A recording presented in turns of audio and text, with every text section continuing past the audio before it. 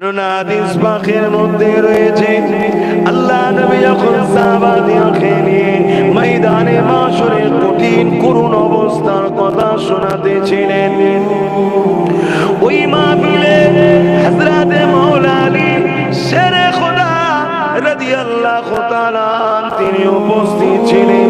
তিনি এমন সময়তে আল্লাহ নবীকে বলে উঠলেন, ইয়া রাসূলুল্লাহ হাবিবাল্লাহ, এই কঠিন দিনে আমাদের কি হবে উপায়? আল্লাহ নবী বলেছেন, আলী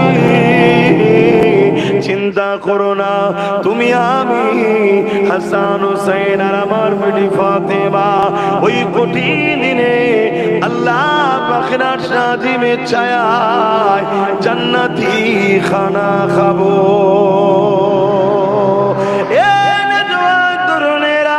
এই কথাটা শুনে হযরতে মাওলা আলী বলেছিলেন, ইয়া রাসূলুল্লাহ ইয়া হাবিবাল্লাহ, বিয়াদবি মাফ করবেন, আর একটু কথা জানতে চাই।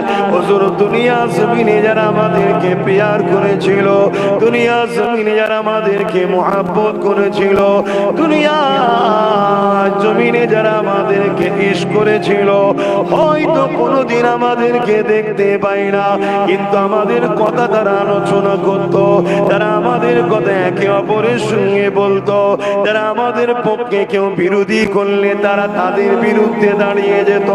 ইয়া রাসূলুল্লাহ হাবিবাল্লাহ, আমাদের জন্য তাদের দিল কাঁদতো, আমাদের জন্য তাদের দিলে ভালোবাসা ছিল। ইয়া রাসূলুল্লাহ হাবিবাল্লাহ, আমাদের সেই প্রেমিক গুণ কিয়ামতের দিনে কোথায় থাকবে, তাদের কি হবে? আল্লাহ নবী জানিয়ে দিলে, হে হযরত আলী, আল মারউ মা মান আহাব্বা, দুনিয়ায় যে যাকে মহব্বত করবে তার সঙ্গে থাকবে।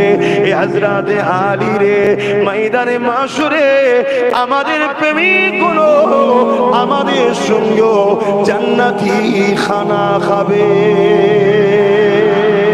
আরো জোরে বলুন সুবহান।